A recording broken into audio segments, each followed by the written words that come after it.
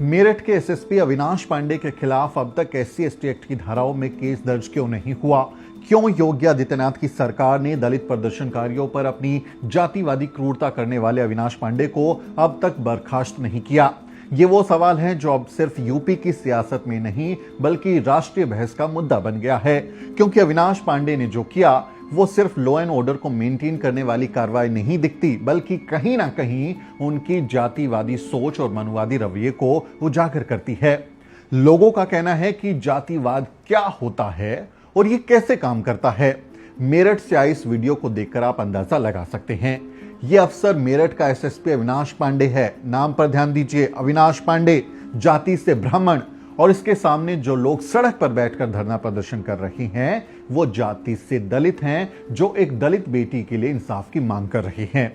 दलित समाज के लोग कह रहे हैं कि वो लोग कोई हिंसक प्रदर्शन नहीं कर रहे थे और ना ही वो आगजनी कर रहे थे, लेकिन शायद अविनाश पांडे को यह भी गवारा नहीं है कि कोई दलित अपनी मांगों के लिए लोकतांत्रिक तरीके से शांतिपूर्ण धरना प्रदर्शन करे। अविनाश पांडे ने अचानक से ये कार्रवाई की। वो अचानक से आते हैं और दलित प्रदर्शनकारियों पर सीधे थप्पड़ बरसाने लगते हैं।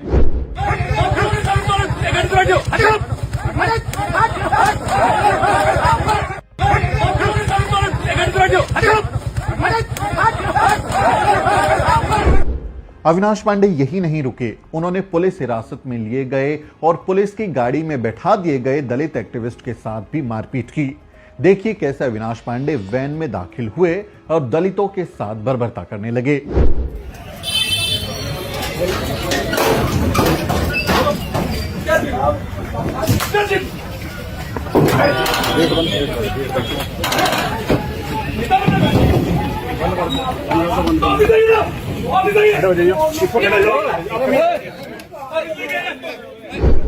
मेरठ के एसएसपी अविनाश पांडे की वायरल तस्वीरें और वीडियो पूरे देश को झकझोर रही हैं। जिन लोगों की सुरक्षा की जिम्मेदारी उनके कंधों पर थी, उन्हीं पर थप्पड़, लाठी और हिरासत में कथित मारपीट के आरोप लग रहे हैं। अगर एक वरिष्ठ आईपीएस अधिकारी खुद सड़क पर न्याय की जगह ताकत का प्रदर्शन करता दिखाई दे, अपनी फ्रस्ट्रेशन निकाले, तो यह पुलिस व्यवस्था के लिए बेहद शर्मनाक है। वायरल वीडियो ने उनके आचरण पर गंभीर सवाल खड़े कर दिए हैं। अविनाश पांडे को यह बताना होगा कि पुलिस हिरासत में मौजूद लोगों के साथ कथित मारपीट किस कानून के तहत की गई। वर्दी कानून लागू करने के लिए होती है, कानून तोड़ने के लिए नहीं होती।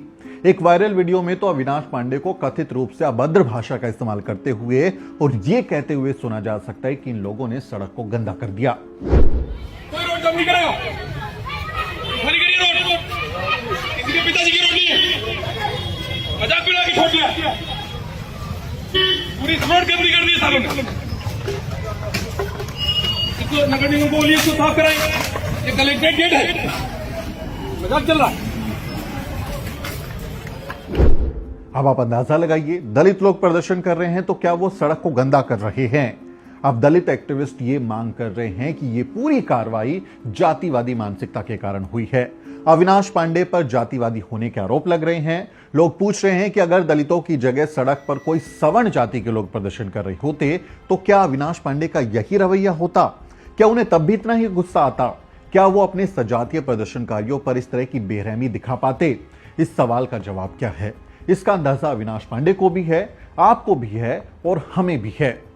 आप इस बात को और बेहतर तरीके से समझेंगे जब ये वीडियो आप देखेंगे जिसमें कुछ कावड़िया पुलिस वालों को वर्दी उतारने की धमकी दे रहे हैं, लेकिन पुलिस वाले वैसा नहीं कर रहे जैसा अविनाश पांडे ने दलित प्रदर्शनकारियों के साथ किया।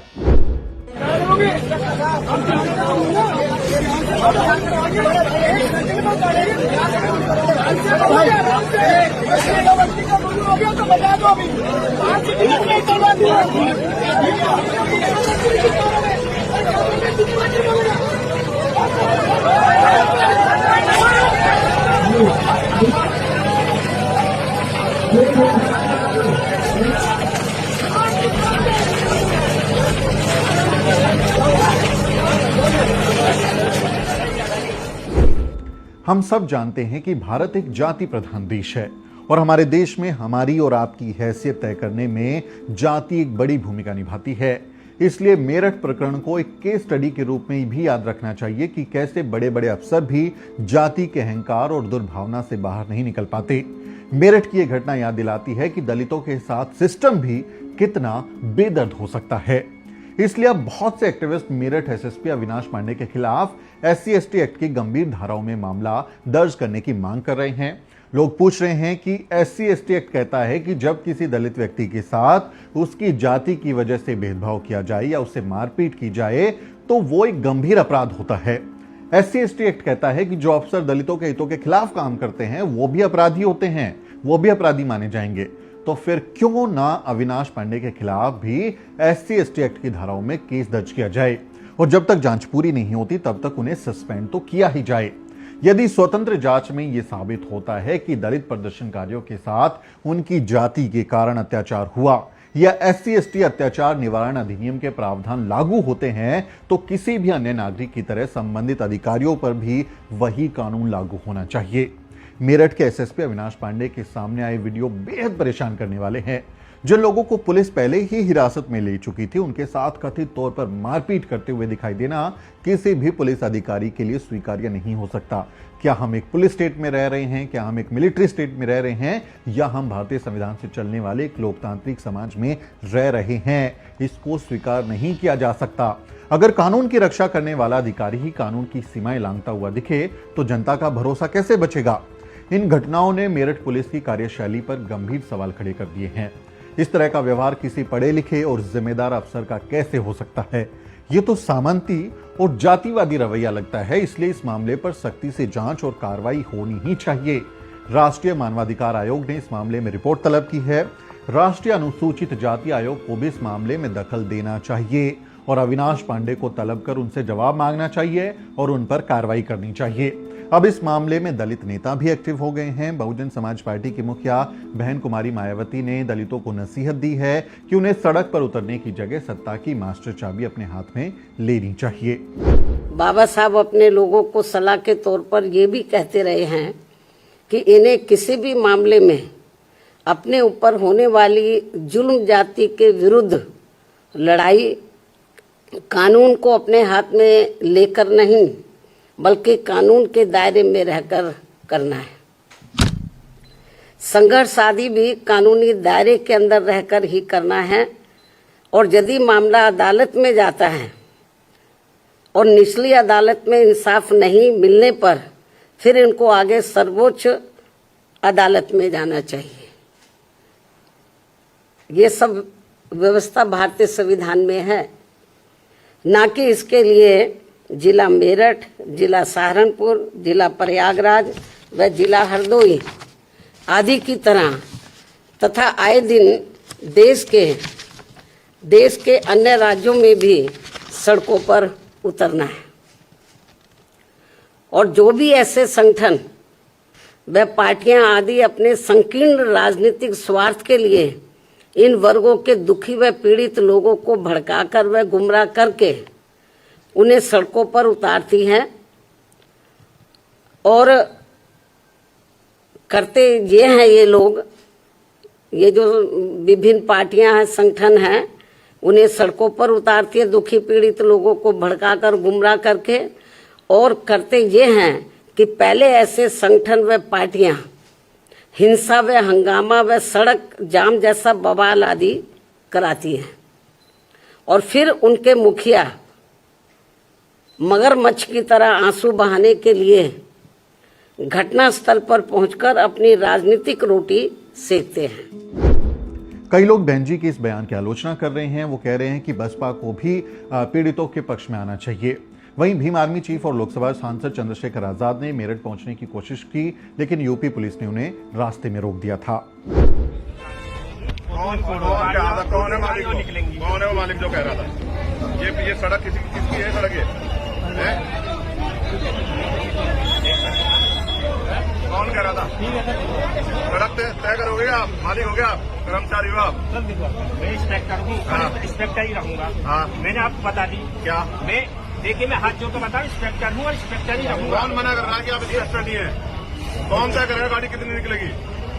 क्या क्यों कर रहे हो? क्यों गाली क्यों दे रहे हो? हमारे अधिकारियों का आदेश है। आपके अधिकारी मालिक मैं नहीं तो है। हाथ जोड़ रहा हूँ, गाली देने लोकतंत्र है की ये। आवश्यकता ही नहीं है। हाँ, लोकतंत्र है ये। गाली देकर दिखाओ आप। की मुझे आवश्यकता ही नहीं है। ये कह रहे हैं मुकदमे लिखे हैं, मुकदमे लिख दो हमारे पास। अगर लिखो गाली हम आप गाली मुझे नहीं देते, क्यों आना पड़ता धर्मवीर सिंह? मुझे क्यों आना पड़ता वहाँ से? अरे सर ऐसी बात नहीं है।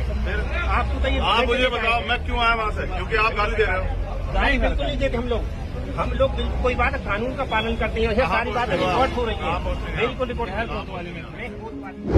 हालांकि अब चंद्रशेखर की पार्टी के नेता इसी एसएसपी अविनाश पांडे से हाथ मिलाते हुए भी नजर आए, जिस पर कई लोग नाराजगी जाहिर कर रहे हैं। यूपी में अगले साल चुनाव होने वाले हैं और इस घटना ने यूपी की योगी सरकार पर फिर से दलित विरोधी होने का आरोप मढ़ दिया है। चुनावी सरगर्मियों के बीच ये मामला अभी और गूंजने वाला है।